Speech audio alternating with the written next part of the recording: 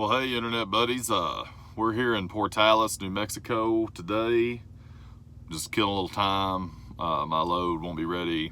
A couple hours south of here won't be ready till later on this afternoon. So I'm just sitting here killing a few hours. I got here yesterday evening, and I think I had 30 minutes or so left to drive. So I just camped out here.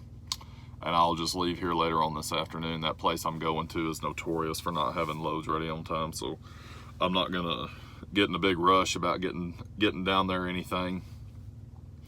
But I noticed that the subscribers are growing, and I think there's like 58 subscribers now. So, hey man, that's cool. I appreciate y'all subscribing. Had a couple of questions on some of the comments, and in some of the comments, one guy asked about fuel mileage. And I got 6.02 miles a gallon for my last IFTA, which I can't remember if I went into detail about what IFTA is.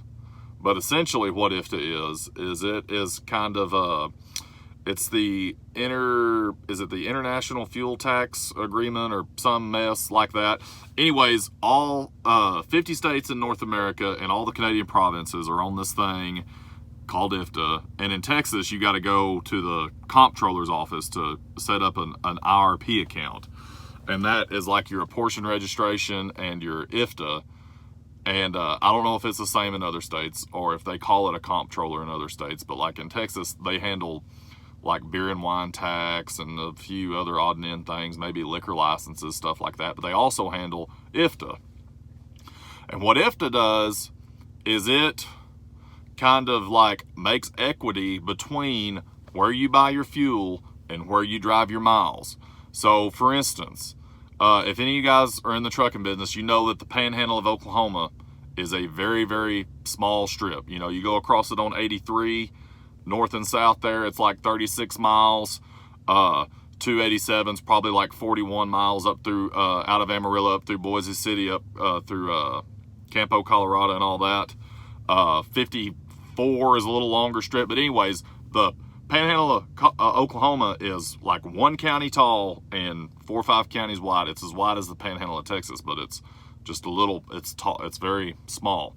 So essentially, I think Oklahoma's fuel tax rate is 11 cents a gallon.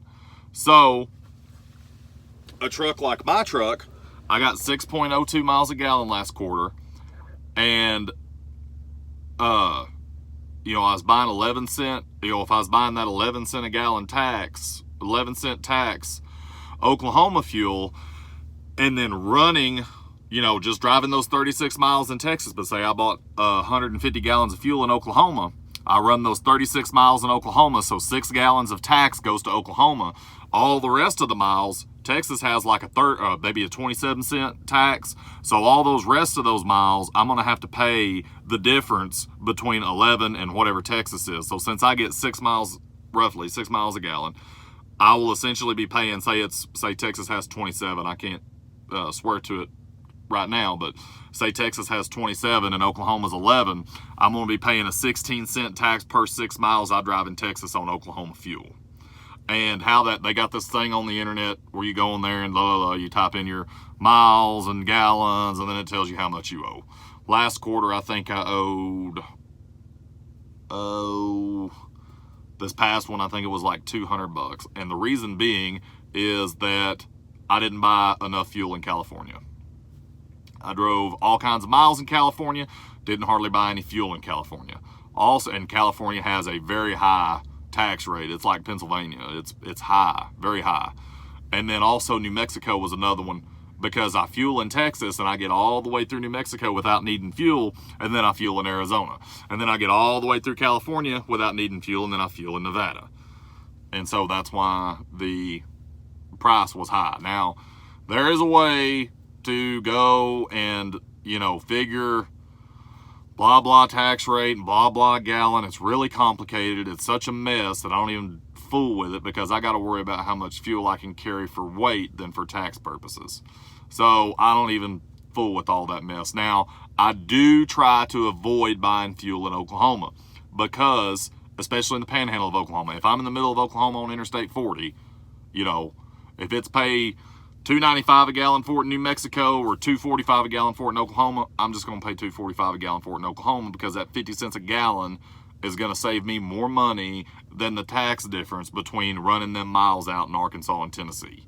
So, but if I'm running between Colorado and Texas north and south or Kansas and Texas north and south on 83, I will try to avoid buying fuel in Oklahoma, for the simple fact of it's only 11-cent tax rate, and generally the price in Texas and the price in Kansas is going to be, the price in Texas is going to be 1 or 2 cents off. The difference more expensive than Oklahoma, but the tax rate is so much higher, you're saving money buying it in Texas, even though the price of fuel is a little higher. But you're not going to have that deficit in Kansas. You're actually going to get a surplus going through Oklahoma, because you're paying 27 cents a gallon, and then so you're going to get 15 cents back on those miles in Oklahoma, and then Kansas, I think, is pretty close to the same. But anyways, that's IFTA. That drug on for a while. Anywho, someone had asked how much the truck weighs. It weighs about 20,600 pounds with full of fuel, me, and all my junk in it. And that's without snow chains. So I'm going to buy some of those auto socks because this truck's just flat out too heavy to carry chains, period. I can't even haul a full load of what I haul full of fuel. So I have to just carry socks. That's all there is to it. Which, I don't care. I'd rather have socks anyways. Even though some states require you to chain on the inside tire, so that's a problem. But like Donner Pass, I'm going to try to avoid that when it's snowing. I'll just drop down and run back down 40. It's only 195 extra miles, which is about 4 hours with the California speed limit, because in California trucks are restricted to 55 miles an hour. So it's about 4 extra hours versus going and possibly getting stuck up on top of Donner for God knows how long, because they shut I-80 down there all the time. You know, so if it's even got snow in the forecast over Donner, I'm going down 40. I don't care. It's 200 extra miles, whatever. So that's how much the truck weighs. And then one guy asked me what the towel was for on the steering column. The reason I got that towel there is because there's a crack. There's like a crack where the steering column disconnects from the dash. Then there's air hoses and everything that run up to the trailer brake controller on the right hand side of the steering column. There's some wires that go like over into the turn signal switch and whatnot.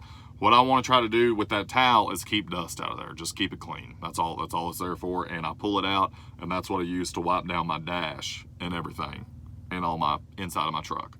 So that's the reason that the towel is there.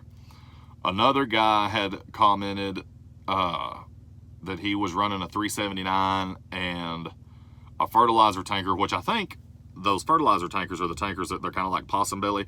They're level on top, and then they kind of V down in the bottom like that. You see them running around. I see them running around a lot of the same places I run, like Nebraska, Kansas, Iowa. I saw 2 or 3 of them go by on the road out here in New Mexico just a minute ago. And he was running a 379, and I think he was saying that he was thinking about maybe getting a new one. And if I could just, direct something to him quickly, what got me conned into getting a new one, I'll just kind of, put this out as quickly as I can.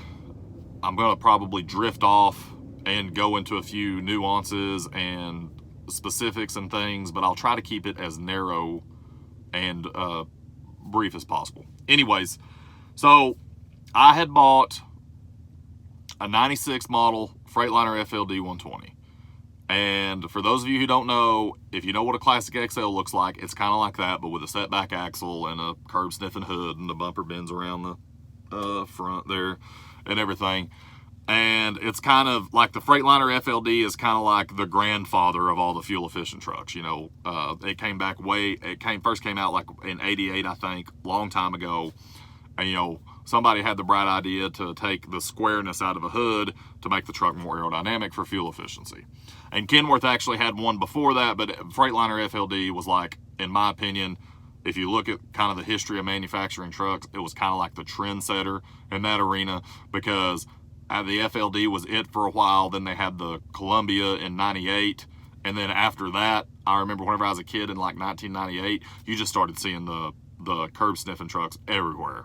Anyways, and you know, it's crazy to think those aerodynamic trucks have been around just before I was born. And now it's all you see pretty much. You hardly ever see like a W900 or a 389 or something like that. But anyways, so I had one of those trucks, and I bought it, and I took it home in my driveway. And what I wanted to do was and the truck was in really good shape. If I knew how, I would upload a picture to the video. It was in like, cosmetically, it was in fantastic shape. Not hardly a scratch on it. The paint was fresh and good. Fresh polish job on all the wheels. Good name brand tires with plenty of tread depth. The truck was it was a good looking truck for an old FLD. I mean, for any truck, but especially an old FLD, because most times old FLDs are just ragged out piles, you know. And this one was good. And so I bought it. Truck and trailer. I bought it up in Dallas. Drove it home. Didn't have any work for it. At the time, I had my authority, but it was jacked up to where I couldn't leave the state, because I had got my authority a long time ago, and that's a long story. Anyways, my authority was jacked up, so I had to find a place to lease it on. So I didn't even have a place to lease it on. Didn't have any work for it. I just was working at a real job, and I was like, this ain't for me. I can't do it. I don't like working for the man. I like working for myself. I'm going to, to heck with it. I'm going back to trucking. So bought the truck, drug it home, and I think I had probably, I don't know, $10,000, $12,000 in the bank, which isn't enough. I know, whatever. And I probably got down doing repairs on that truck and stuff in my driveway myself. Probably, and between living, and I had it in the driveway for about a month just working on it, just trying to get it road ready. I probably got my bank account down to about $800 before I got the first load on that truck. So I was in a bind when I got the thing loaded for the first time. And I was in a 9-line bind. I'll tell you what, oh man, I don't ever want to be in that situation ever again. Sorry, my nose is itching.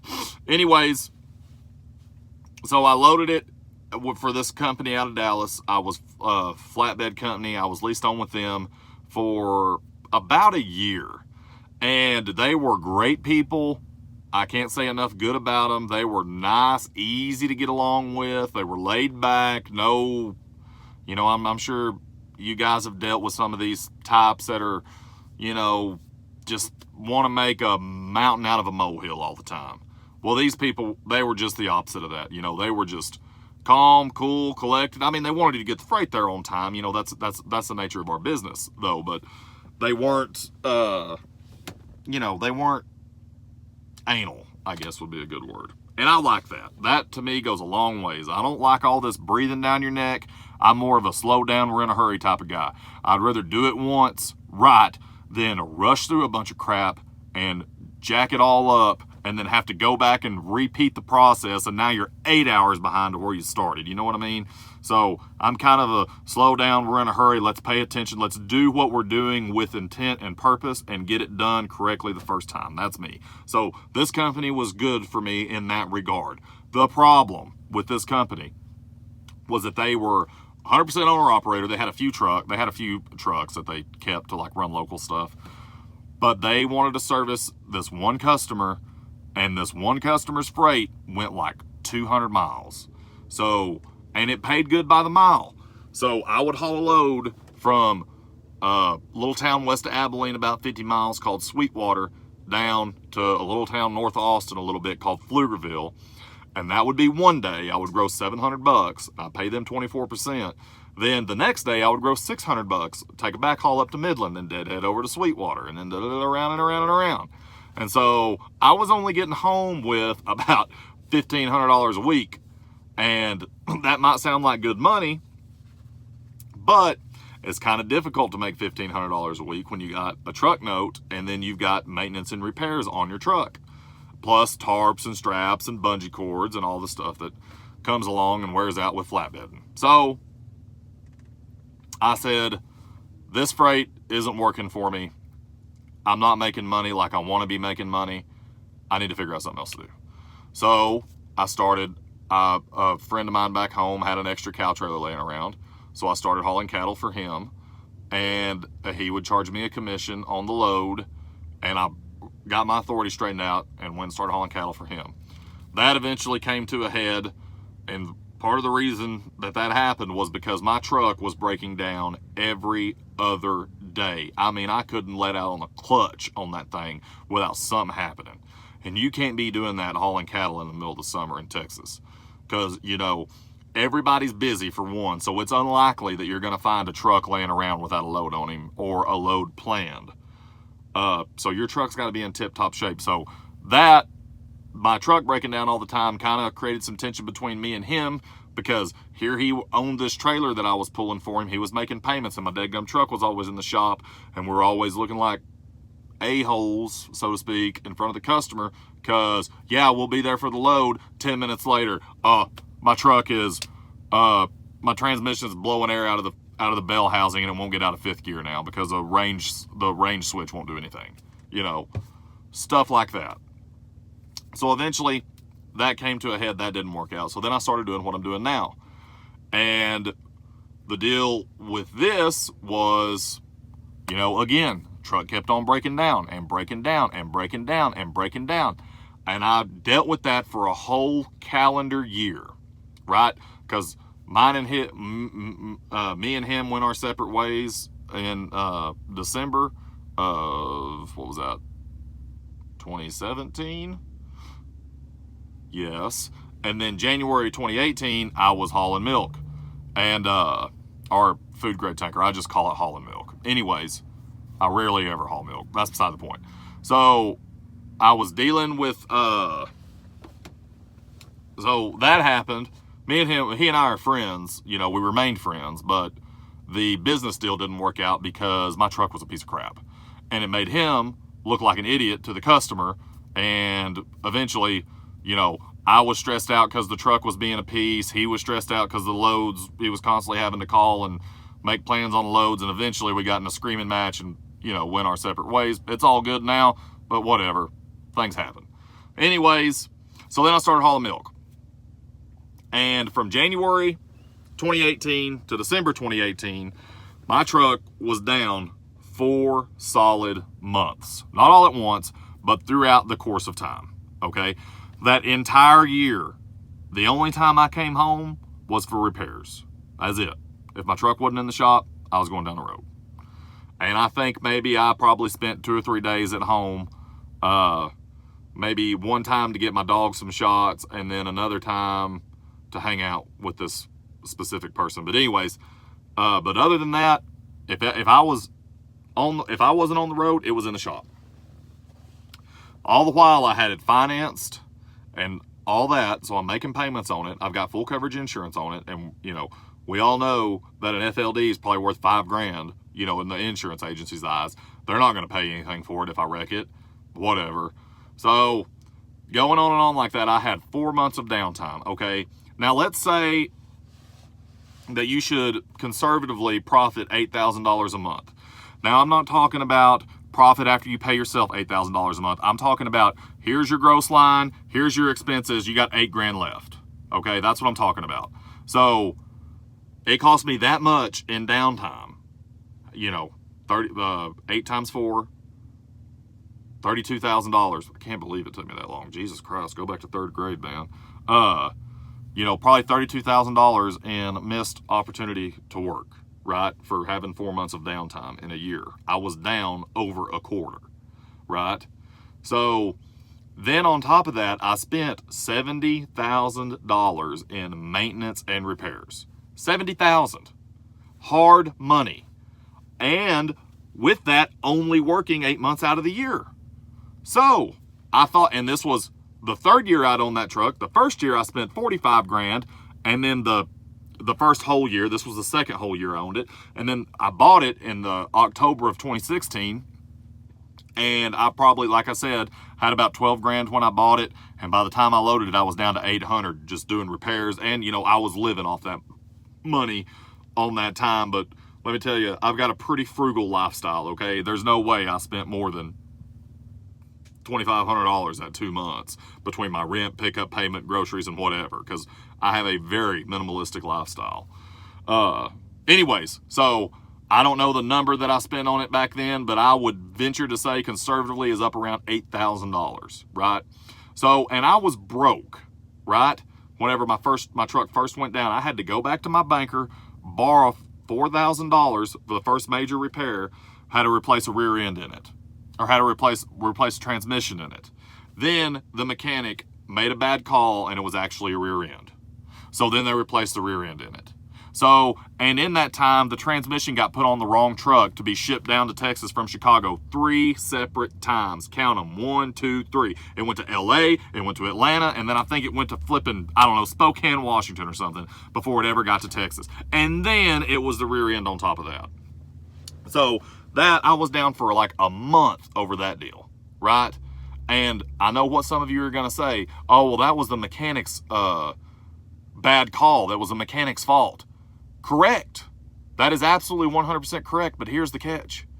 If the truck wouldn't have broke down, the mechanic wouldn't have had an opportunity to make a bad call, right? So ultimately, the breaking truck is what put me in that situation in the first place, because I thought the same thing. I thought, man, this is terrible, but I can't be mad at my truck because the mechanic called it wrong. And, you know, we did our diligence. That mechanic diagnosed it as a bad transmission. Another mechanic diagnosed it as a bad transmission. And I even called Freightliner and they said, oh, sounds like a transmission. And it was a rear end. So, you know, everybody got it wrong. They didn't pull samples on all 3 gearboxes like they should have. They were certain it was a transmission. They slammed the transmission, installed a new one, and it was still wrong. You know, they should have pulled oil samples. Whatever, stuff happens. So I had that year. Then the following year, I had 4 months of downtime and I spent $70,000 actual hard money out of my pocket. That's not counting the money I lost in downtime. So the missed profit. So I was only able to work, and then I actually had to spend 70 grand out of my bank account, and I had to borrow money for an engine in frame. I got that paid back. You know, I had to borrow it off my banker. She wrote me a 6-month unsecured note for, is it $8,500 or something, and the rest of it I thought I had because we thought it was just a head at first, and then after we sat for 2 weeks waiting on the head to come in, surprise, surprise, the liner's broke and we got to in frame it. So then I had to go to the bank and borrow some more money, and I don't remember how much it was, but all in all, I think I got out of that engine overhaul for about $17,500, and I was down for probably 3.5 weeks, something like that. And then the very next week, I dropped an injector in Dothan, Alabama. And then, you know, just on and on and on like that. You know, and a lot of the times, it was simple stuff like that truck, whenever it got down below 20 degrees, it wouldn't build over 60 pounds of air, right? So in the wintertime, that's a problem, okay? Because I can't be not building air and it be 15 below zero. I need to get going, you know. I can't be sitting around in that stuff. You know, no phone service, can't build air, stuck on the side of the road, this and that. I need to get going. So with the amount of money that thing was costing me, I sat down and I did research, and I was initially going to buy a glider. And in my glider research, I stumbled on a YouTube channel called Life is Good, and I just started watching his videos, figuring out what was going on with his truck. Because I thought, well, heck, you know, it's a new engine. Shoot, it won't hurt to learn about it. Because I've heard a lot of bad stuff about the ISXs. And so I started watching his YouTube channel, and he had the X15, and he was just having all this good luck with it, and he had a couple little hiccups there in the beginning. But, you know, and that pretty much made up my mind that, you know, I left probably $100,000 on the table that year before last because of you know, missed revenue and repairs. Now, of course, some of that's going to come back out in higher truck payments. So really, I probably left like 50 grand on the table. So I thought to myself, you know, I've been doing this for, at the time, 6 years on and on. No, I bought my first truck when I was 23. This is whenever I was like 27. So it was like 4 or 5 years, something like that. I've been doing this for 4 or 5 years, and I don't have anything to show for it. I am in exactly the same place I was as when I started. I got a piece of junk truck out in the driveway that I owe all kinds of money on. It won't quit breaking down every other week. Same thing as the 2 pieces of junks I've owned before that.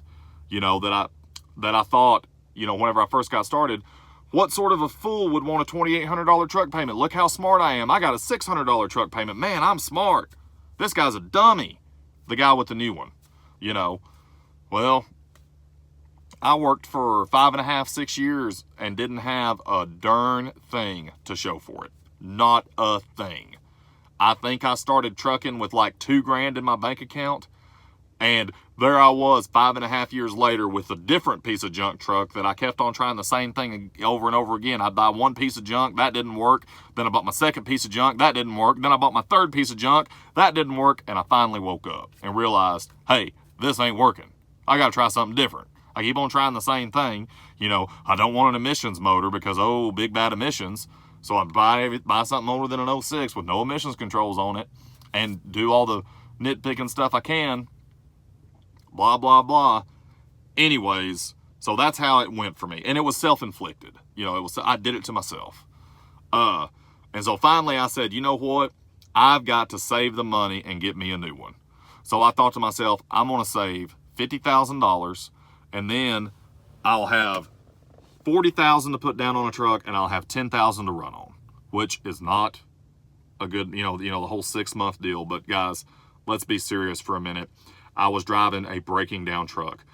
Me coming up with 6 months of expenses, get real. You know what I mean? It ain't going to happen. So eventually, the whole paralysis by analysis thing, sometimes you just got to pull the trigger and do it. So my goal was to save up $50,000, put $30,000 down on $40,000 down on the truck, $10,000 to run on, and I wanted to spec a truck that would be light enough to haul milk, no problem. So that went, and that was after my engine and frame. I'd made up my mind that this is what I'm working towards, right? So, and then on and on we went, breakdown.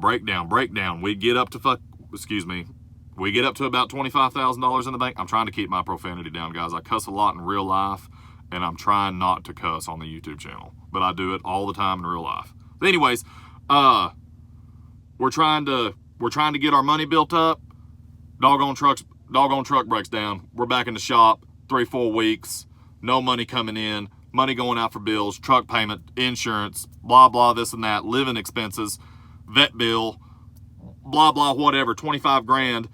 Now and then we get the shop bill back. We've been down for a month and now we're down to $8,000 from $25,000 because we were down for a month, had to pay all of our monthly bills, truck note, pickup payment, rent, blah blah, this that, and then can't buy groceries because, they'll tell you, oh man, yeah, we're going to have it and it's going to be ready tomorrow. So you don't want to go waste $150 at the grocery store. So you just go spend $15 at McDonald's or $20 at Chili's, and so you spend money, you end up spending more money that way right there eating. And, eventually I just realized that in that truck, $50,000 was probably not going to happen for me because I couldn't keep it out of the shop long enough to save up that amount of money. So I said, you know what? I'm done. As soon as I get $30,000 together, I'm buying a new one. So, and I made up my mind on this like in February, and I had this truck in May, and I wish I'd have done this a year ago because I had the money to do that several times, but I was hung up on this inequity thing. I had to put X amount of down in order to maintain equity in the truck and blah, blah, in case I got in a bind because I was still kind of operating in that scared old truck breaking down mindset. I wanted to, if something went awry, I wanted to be able to throw my hands up and I'll have to eat the down payment, but I won't have a repossession. So, it's not neither one of them's a good thing, but one of them is better than the other one. You know what I mean? So I met a friend of mine at the parts house. He was up there buying some parts for his old truck, and he's wanting to buy a brand new one. He's since sold his truck and got out of the business, but he was wanting to buy a new one.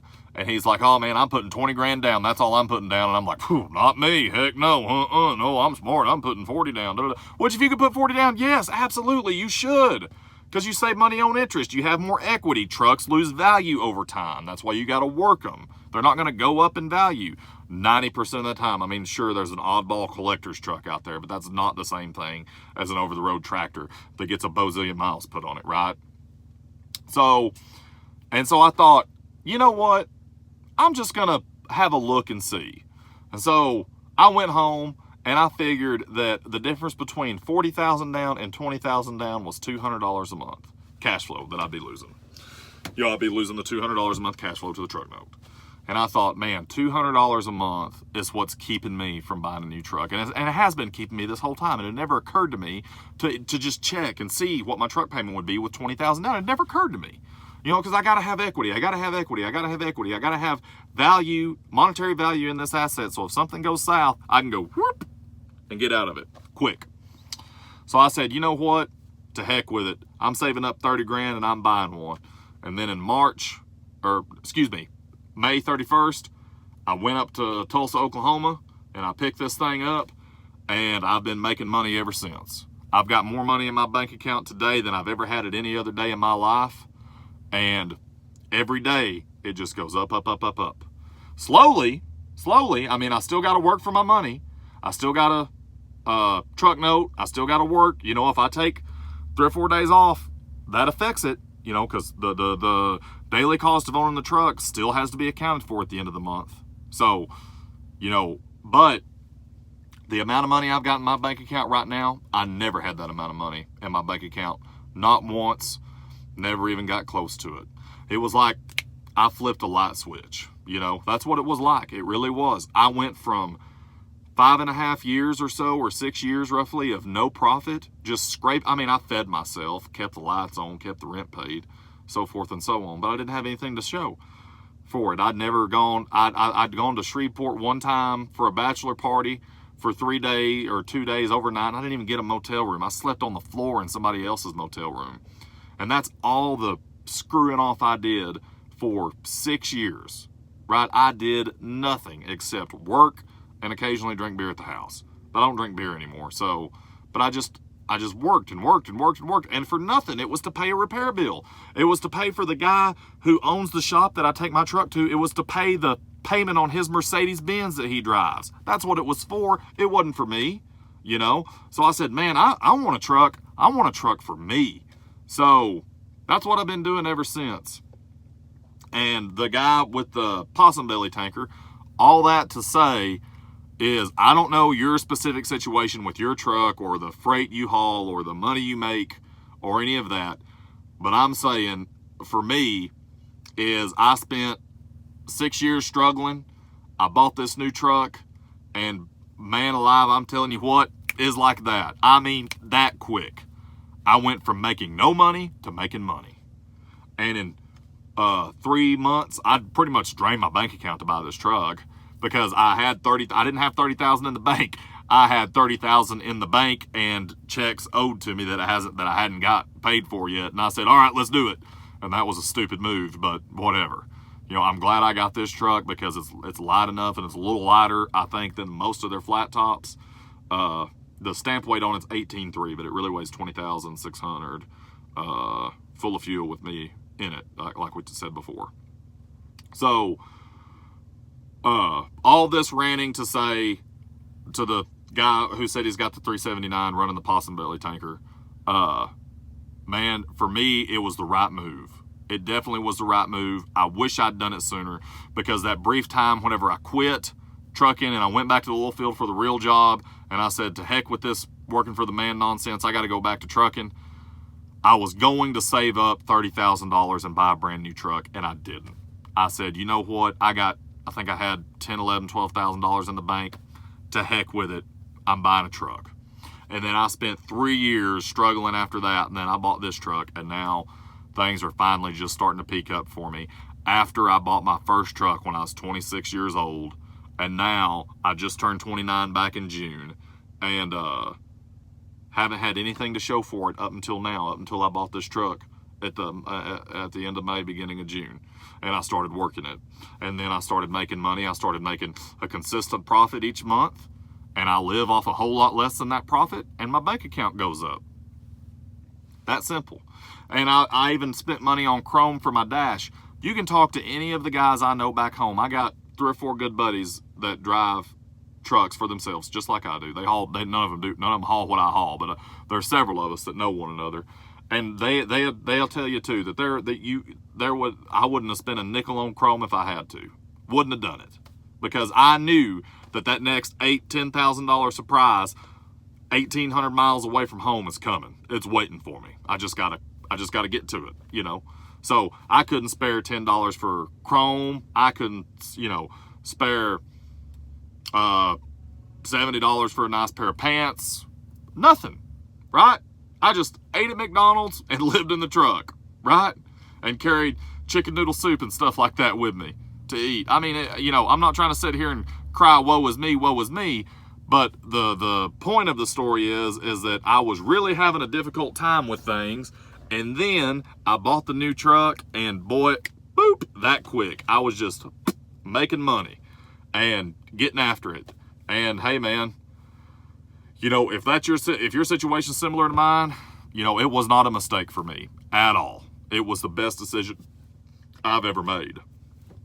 And I intend on, if the robo trucks haven't stole all of our jobs by the time it's time to swap this one off, I intend to swap this one off and buy another brand new one. Now, if the robo trucks have stole our jobs, whatever. I'm going to be living in a cardboard box like the rest of everybody else, I guess, whatever. But up until then, I'm going to keep on doing what I'm doing, man, because it's actually making me decent money for the first time since I've gotten this business, and hey, a lot of it was because of ignorance. I just had a CDL. I was working in an oil field company. I was driving a truck from the yard to the location, and then we would perform the work, and then we would go back to either another location or to the yard or whatever, most time another location. And I was just driving around in Midland and Ector County, Texas, pretty much, Midland, Odessa. This is back in 2011, 12. And, that's all I was doing. And I thought, shoot, I know how to drive one. I just go buy a truck and work for myself. Golly. Boy, howdy. Boy, I spent the next 6.5 years learning some hard lessons, and some expensive ones too. So I spent 6.5 years working just purely to survive, and in my opinion, working pretty hard, purely to survive. That's all it was for. I didn't do anything. I actually downgraded my lifestyle from where I was living at whenever I was 22, 21, working in the oil field. I've downgraded my lifestyle to accommodate how terrible I was doing in the trucking business up until this point. And I haven't upgraded my lifestyle yet, and I'm not going to, because that was another one of my hard lessons learned, is don't be a fool with your money, because wealth may be infinite, because new wealth can be created every day, but money is pretty dadgum finite. You know what I mean? I got this amount of money in my bank account, and if I want more, I'm going to have to do something for it. You know what I'm saying? So, I learned the hard way that money is finite. I grew up real poor, and I was making a pretty good living. And what did I do? I went out and spent everything, dadgum near every dollar I made, on just frivolous nonsense. It was stupid. I wish I hadn't have done it, but, whatever. I guess everybody's a 21-year-old at some point in their life, and I was too. So, but anyways, cut this thing short. Golly, it's going on 38 minutes. To end this thing quickly, the guy with 379 with the Possum Belly tanker, it was absolutely a good decision for me to buy my truck. I don't regret it, not one little bit. If I had it to do over again, I would have bought this dadgum thing a year ago, man. I'm telling you what, because my variable costs have gone down to practically zero, right? I don't spend any money on repairs. I'm not saying I won't, but I haven't. And my profit per mile has gone whoop, and my expenses per mile have gone whoop, and I love it. And I can work. If I have hours available on my e-log, I can work. I don't have to sit in the shop and wait, parts guy, this, that. I can work. And that's the thing, is whenever you're a truck driver, you make money moving your customers' freight from A to B. The more of that I can do, the more money I make. So I like being available to move all that stuff I can. And 90% of being available to move your customers' freight is having good equipment. And I got good equipment, and it's done right by me, and I'm glad I did it. So y'all guys have a good day. Thanks for the subscribers. This is 40 minutes. Ridiculous. Sorry. I get carried away sometimes. Nobody to talk to the phone, right? So anyways, I hope y'all guys have a good day. I hope that helped you. maybe make your decision or something. But anyways, have a good day, y'all. Take care. We'll see you.